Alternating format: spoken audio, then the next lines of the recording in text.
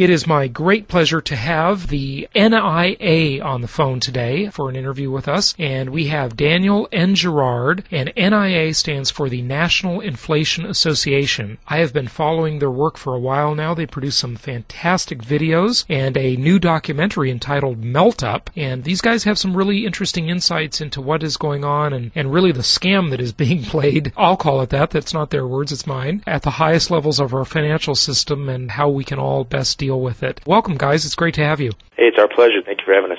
My pleasure. Gerard, maybe I'll start with you and just get a little background as to what NIA is and why you started it. Basically, NIA is the National Inflation Association, and it's an organization that we created basically because we were tired of all the propaganda that was being put out by the mainstream media. We felt that there wasn't enough places for the people to go and get the facts about the economy and why they should be preparing for hyperinflation, and we're basically dedicated to preparing Americans for that hyperinflation and helping them not only survive but prosper from it. Excellent. Well, that is a very noble mission, and I'm right with you there. So, Daniel, what are your predictions for the future? I mean, obviously you guys believe there will be a hyperinflationary future, and what does that look like? Well, we're looking at literally a depression in the United States, but it's going to be combined with inflation because we have all the statistics looking at baby boomer data, looking at peak spending for consumers. All of this is pointing towards a huge contraction in not only spending but revenues for the government. But at the same point in time, we also will have the same projections for a huge increase in spending. So at the same time, they're decreasing their revenue and taxes, as well as the local stores are decreasing their revenues and contracting and closing stores. We're going to be matching everything that closes, everything that you look at would be vanishing in a depression-like situation. They're going to be replacing it with more debt, with more printing of money, because they don't have a choice, because they have an aging baby boomer generation that is, yes, they're going to be spending less in their older years, but the way our entitlement system is built, we are going to be spending even more on entitlements. For example, during the 90s, we had roughly 500,000 people a year enrolling on Social Security. And basically from this day forward, it's going to be roughly between 1.5 million to 2 million a year. So as you can see, the situation, the storm we're going into is not only a depression here in the United States, but it is a highly inflationary situation where the government has forced inflationary policies. I would agree with you. The thing is that if we parse up what you just said, it's kind of interesting because a lot of the stuff you said would really make one think potentially that we have a deflationary future. I mean, think about it. If we have a contraction in the economy, if we have store closings, all of that adds up to just sort of a smaller economy with less demand, less capacity utilization, and that would indicate deflation on one hand. Why do you say we'll have inflation, though? I mean, certainly money printing is inflationary. Well, the biggest difference is this will be the first downturn, global downturn in world history, where there is not one single currency that is connected to a precious metal, not connected to gold, not connected to silver, not connected to any commodity. So when you look at, Economics 101, yes, it spells deflation, but you have to remember, all the books in history have a currency that is backed by gold. So when you look at the Great Depression, we still had a currency that was backed by gold. Right. So trying to compare the Great Depression in the 30s and the Great Depression from 2010 to the early 20s, it's really comparing apples to watermelons, because this time you have to look at the currency situation.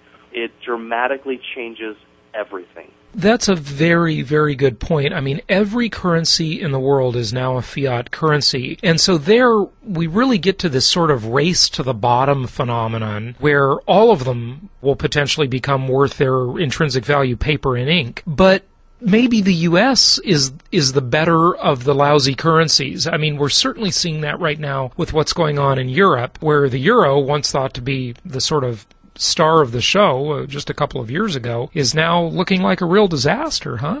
Yeah, exactly, and it's very deceiving because people will follow the dollar index. What it is it's illusions priced against other illusions. And that's why the National Inflation Association, part of their 2010 predictions list, was really to have people start focusing on the Dow priced in gold. And as you can see, the Dow And most things relative to gold are actually seeing a contraction in their price relative to gold. So if you look at the Dow Jones, it was roughly over 40 ounces of gold in 2000. Today it's just hovering right around just over 7.5, just under 8.5, kind of bouncing around there. But so if you look at the Dow Jones, I mean, you're not really gaining any value. All you're doing is you're seeing the result of inflation. And of course, this is what the documentary Melt Up shows with overwhelming evidence. Yeah, and by the way, you guys did a fantastic job on Melt Up. I really got to say I'm impressed. And you had over 500,000 views of that, right? Yeah, in just 3 weeks. Fantastic, Gerard. That's really good work. We look at this $60+ trillion time bomb of entitlement liability hanging over our heads. This has never happened before in world history. We have aging baby boomers. We have Gen X, my generation, that is much smaller coming behind them, and then Gen Y coming up after that. And yet, at the same time, we have a reasonable-sized chorus of people out there saying that the future is deflationary. I don't agree with them, but I'd just like you to address what they say. And here's what I hear them say. I hear them say things like, there is so much deleveraging going on and so much more deleveraging to come. They quote numbers like $46 trillion in potential defaults coming up on various forms of debt. And they say things like, the government can't print enough money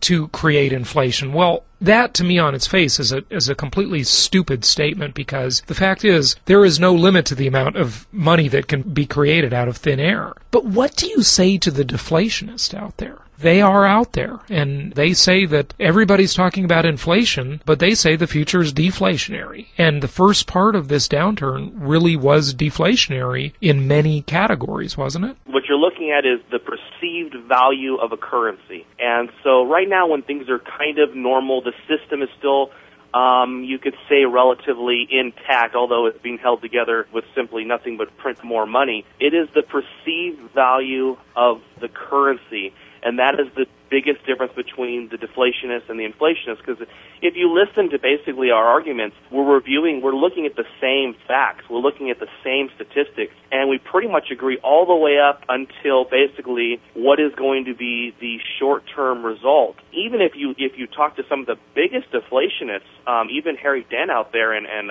Prechter, they will tell you that, yes, they believe in deflation. Of course, they're huge on deflation, but they also say, well, in about 10 years, though, we will experience huge hyperinflation. So the timing is really different. I think both camps do inevitably believe that it is going to be a dollar situation. And so really that's what separates us. But just getting back to the currency, the dollar is really, if you keep interest rates low and keep the quantitative easing, you're going to experience the results of hyperinflation because you are already doing it. If you raise interest rates, like everybody says it's just going to be so easy to do, I mean, let's be real. What would happen to the U.S. economy if interest rates went up 5%? I mean, we can barely sell homes by giving people $8,000 tax credits and having interest rates for the banks at 0%. If you raise interest rates, this economy will freeze up. And as it freezes up, just like the world is turning its back on Greece, they will look at the U.S. dollar as no longer a stable currency because the U.S. dollar is still backed by the U.S. economy and the perception that we can grow ourselves out of this. Once they see it freeze up because we raised the interest rates 2%, 3%, 5%, the world will know. They'll know that the United States is either going to have to print to devalue their currency to pay off their debts, or they're going to have to default. Either way, it equals people running from the U.S. currency, and investor demand for treasuries will collapse. It's already contracting. There's already some of our biggest treasury buyers are already contracting in their holdings. So we're already seeing the world look at the dollar not like they have ever in the last 30 years. Right, and when those treasury auctions directly relate to mortgage rates, and that is why I agree that is absolutely impossible that we will not see higher mortgage interest rates in the future. We must see higher rates. There's no other way. Because there's no doubt that we might see more mortgage defaults in the future and more forced liquidations on Wall Street, but that's not going to change the fact that the dollar would not be looked at as a safe haven, and that people need to position themselves into gold and silver, which are the only things that will provide protection from both a deteriorating economy and massive inflation. So, yeah, very good point. So what's odd is I've had Harry Dent and Bob Prechter on my show before, and oddly enough, Bob Prechter is a very interesting guy, and so is Harry Dent, of course. He still kind of believes in the metals, it seems like. I mean, even though he's a deflationist, and he's got that big report he wrote on coping with deflation. It's sort of contradictory, if you ask me. And then Harry Dent said something that I just don't understand at all. He talks about the fact that young people are deflationary when they enter the economy, and he's referring to Gen Y, 80 million Gen Yers entering the economy and creating more innovation, and that being deflationary. Well, I guess it is from a technology standpoint, but food and energy and commodities are what we all really live on, not iPhones, although they're super cool, right? I just don't get it. It doesn't make sense to me. Yeah, well, what he's basically reviewing is the fact that young people pay less in taxes and they make less money. People peak in income around 50 years old. They're peaking in spending around 46 to 48 because they've got these teenagers in the house eating everything. They've got to buy car insurance. They're paying for school loans. So I think that's what he's probably looking at. But see, we look at that and we put the math together and we go, wow, we're going to have less income and more entitlement spending, more spending. The spending doesn't contract. It doesn't matter. If you look at Republican, Democrat, it doesn't matter who's in the House, who's in the Senate, who's in the White House. We know one thing about this government. They spend, and if they don't have the money, they have no hesitation to borrow it. So we know the result of borrowing and the result of printing is economics 101, which is hyperinflationary. Yeah, no question about it. What do you consider hyperinflationary? Is there a percentage number? Does that mean 20%, 50% per year? Does it mean Zimbabwe 10 zillion % per year? What does that mean? Basically, when you're looking at hyperinflation, by definition, we are already in a situation where we are hyperinflating our currency. When you look at the M3, how it shot up over the last 2 years, people talk about, the M3 is down. Well, they stopped reporting it. From the moon, yeah. But it's still really high. It's the Federal Reserve has so many bad assets, has increased its books in the trillions. Look at the U.S. I mean, it took 40 presidents to hit $1 trillion of national debt. We just did $1 trillion in the last 7 months. It's amazing. So if you want to talk about hyperinflation, by definition, we are already hyperinflating our currency. We are just waiting for the result. As far as what kind of percentage are we going to see in prices, that's hard to say. For sure, in terms of dollars, I think you're going to see double, and certainly in need items, in the triple digits of price increases. We already believe that the real rate of U.S. inflation is already around to be 5 to 6%. And there's no doubt that we're in a hyperinflationary period. It's just that we're waiting for the results of that to be, price inflation. So what has to happen for this hyperinflation to occur? By the academic definition that Daniel was talking about, which is just really money creation, we're already there. But people haven't really noticed it yet. And I kind of like to say that we have inflation already in everything that really matters, and everything that's optional, we have deflation. But is it just a matter of that money trickling down from Wall Street and the banks? Are they just sort of hoarding that money and it hasn't hit the streets yet, if you will? What has to happen for people to really notice this in their daily life? Well, the average American is already noticing because they're paying at the pump. Food prices, this is a statistic that's a month old now, but they were up 27% year to year. When you combine food and energy, up roughly 17% year to year. So the average person is already feeling this. And food stamp. If I can interrupt you 1 second, Dan. I mean, even food stamp usage right now is at an all-time high, over 40 million. People are definitely seeing it. 40 million people on food stamps? Yeah, it's at an all-time high. I think it just topped 40 million. I think it's 40.2 million. The nanny state is here, isn't it? We are living in a socialist country. I mean, it's just, it's like everywhere you look, the government is shelling out money it doesn't have to buy votes. It's just amazing to me. Incredible. I was at the grocery store today and with my wife, and I don't know if anybody else has noticed, but I sure did. When you look at the Dreyer's ice cream, they are smaller than they were last year. Very good point. They're the same price. Yeah. Another form of inflation, just shrink the size, keep the price the same. Absolutely. Yeah. That's a big thing, and you see it going on with Frito-Lay.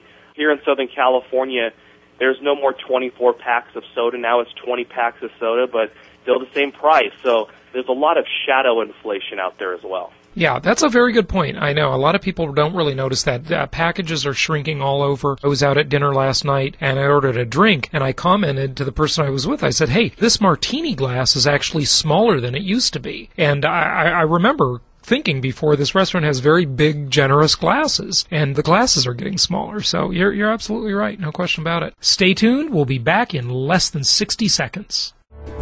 We're in this huge mess of entitlement liability, and I've identified 6 ways that the government might get itself out of the mess, and I'd just like to run them by you guys and see what you think, if I may. The first one is that they could just default on the promises. This, of course, is way too harsh. It's politically unpopular. I don't think this is going to happen, but it may to a small extent, where they just say, hey, we can't pay the Medicare, we can't pay the Social Security, etc. Again, harsh, unpopular, unlikely. Number 2, raise taxes. Of course, they can't raise taxes enough to pay for this liability.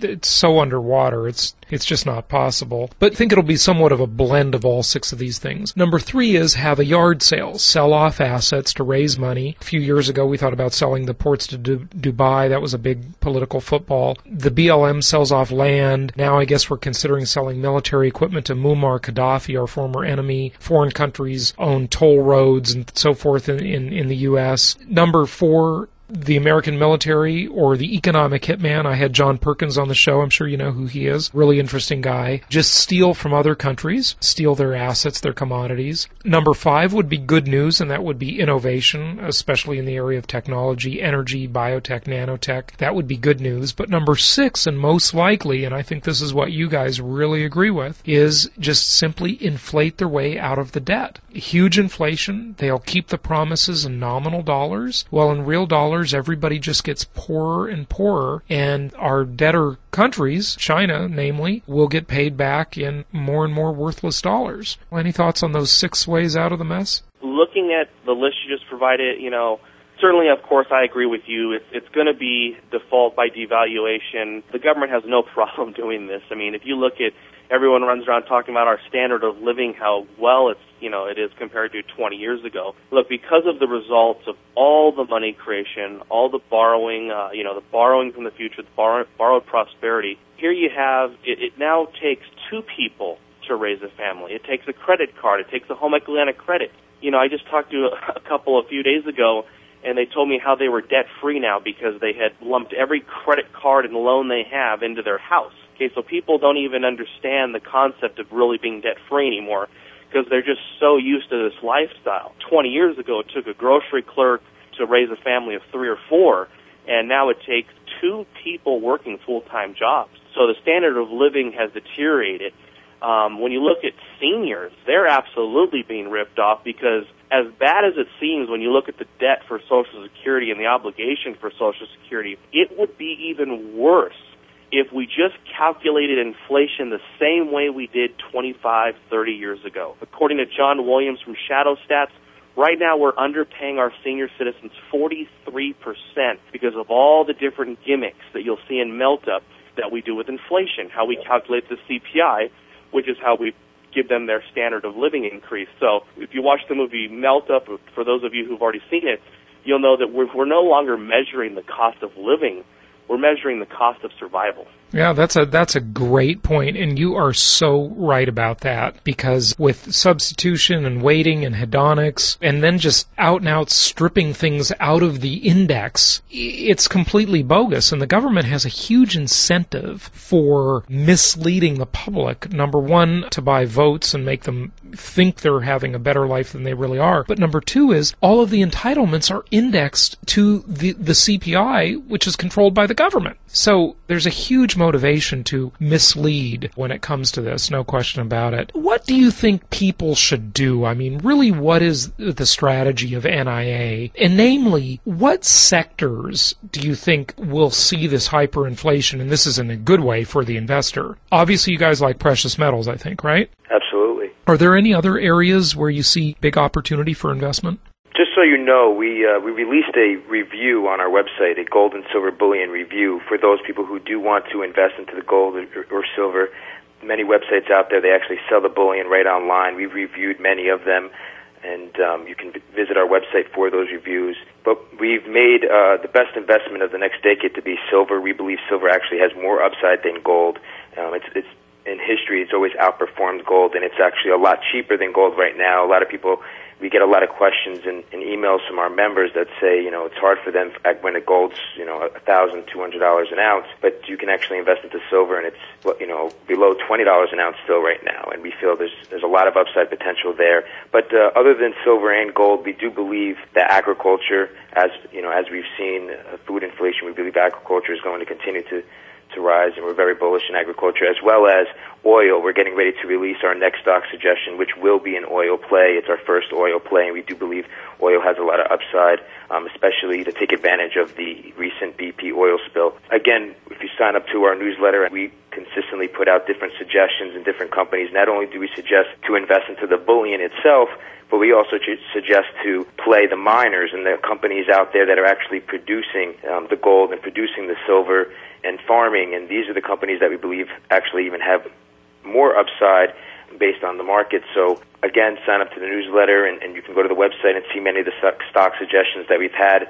Almost all our stock suggestions have been up since we've released our website. So definitely check it out. Excellent. And, I'd have to say that as far as the metals go, and I'm not as much of a metals bug as you guys are, but as far as they go, I think you're absolutely right that silver is the play, because traditionally that silver-gold ratio, I think, has been about 17-1, and it's currently 68-1. So if that tradition holds or even comes anywhere near where it used to be, silver has a big upside. Absolutely agree with you there. The American Silver Eagles that have been sold is also at an all-time high right now. In terms of the number being sold, you mean? Yes, yeah. The amount of purchases, yeah. Right, yeah. So there's not a lot of supply out there, compared to the demand. So there's definitely a lot of different characteristics out there that point to silver being a huge investment opportunity right now. Mm-hmm. Yeah, and it's truly an industrial metal, whereas gold, it really isn't anymore. So I do want to run a couple things by you in terms of the metals. Look, I'm a metals investor, and I agree with you that it's not bad. I just kind of look at metals as the way to preserve your wealth. I don't really call them as much of an investment as many other people do, and I'll tell you why, and I'd just like to run this by you. They don't offer any financing or income or tax benefits, and if you're a little paranoid like I am,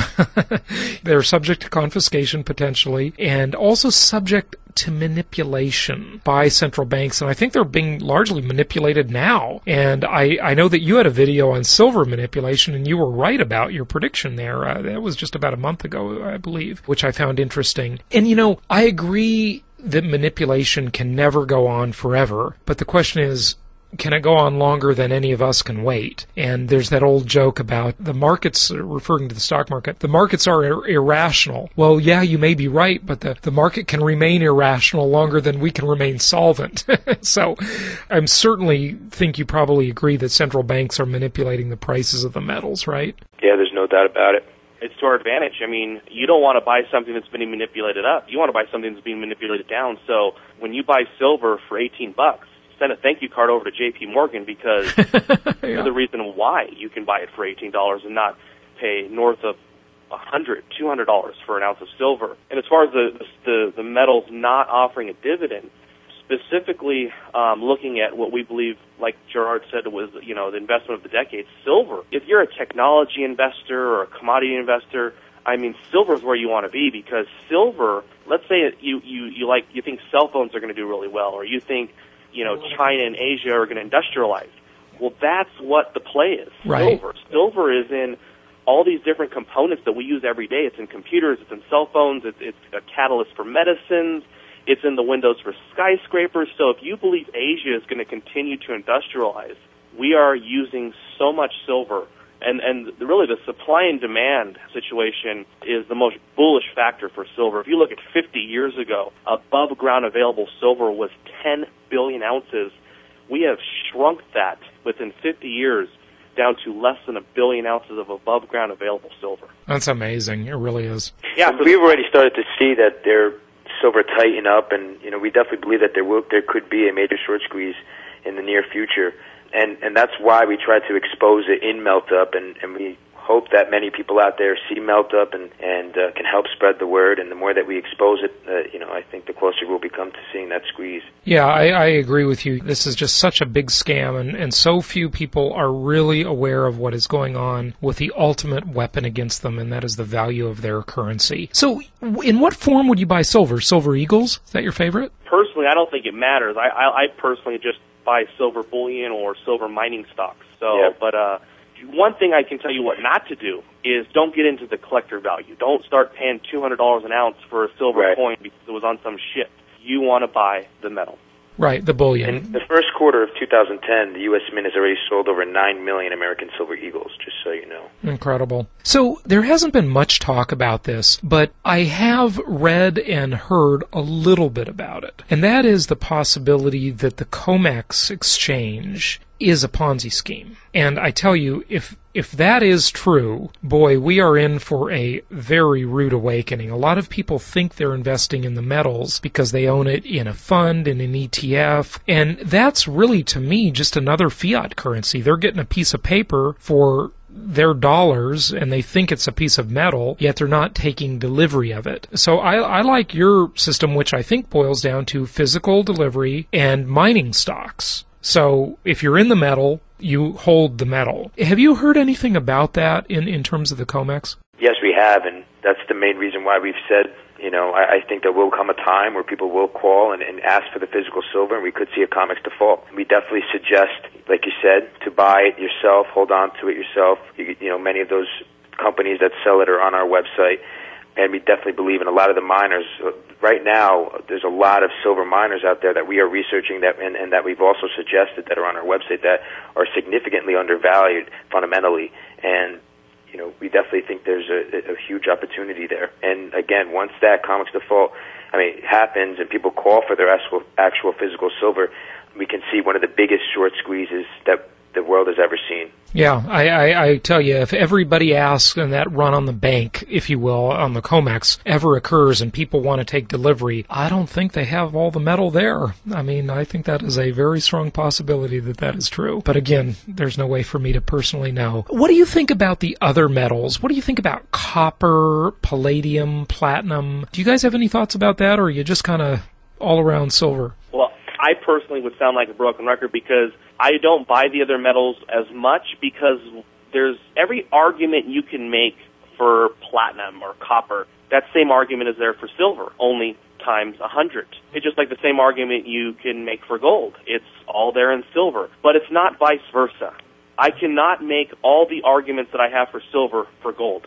I certainly can't make all the arguments I have for silver for copper and platinum. So when it comes to the smaller investor, I believe silver is, without a doubt, their best opportunity. Okay, good. What would you like people to know and do? Just kind of summing this whole thing up.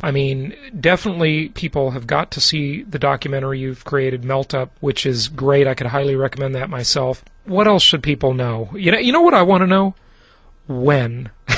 That's the $1 million question everybody wants to know. Well, right now, everybody really needs to start paying attention and educating themselves, and that's the main reason why we've created NIA, is to help educate people. And people need to get educated. People need to start spreading the word to their friends and family. People need to start watching documentaries like Melt Up, and they really need to start looking at the facts and stop following the mainstream media. So, the first thing is basically I think people should go to inflation.us. They should sign up. They should sign up to many other publications out there and start following people that we also believe in, like Ron Paul, and we follow Peter Schiff and Jim Rogers, and obviously we've had an exclusive interview recently with Gerald Salenti, which was great. Had him on the show too. He's great. Yeah. Yeah, he's great, and we suggest checking out the Trans Institute, and we definitely think that people need to start getting out of the U.S. dollar and positioning themselves into gold and silver and things that will preserve their purchasing power. But most importantly, we want people to start getting educated. Very good advice. Well, thank you so much, gentlemen, for joining us today. Really appreciate it. And I want to just tell you, keep up the good work. Give out the website if you would. www.inflation.us.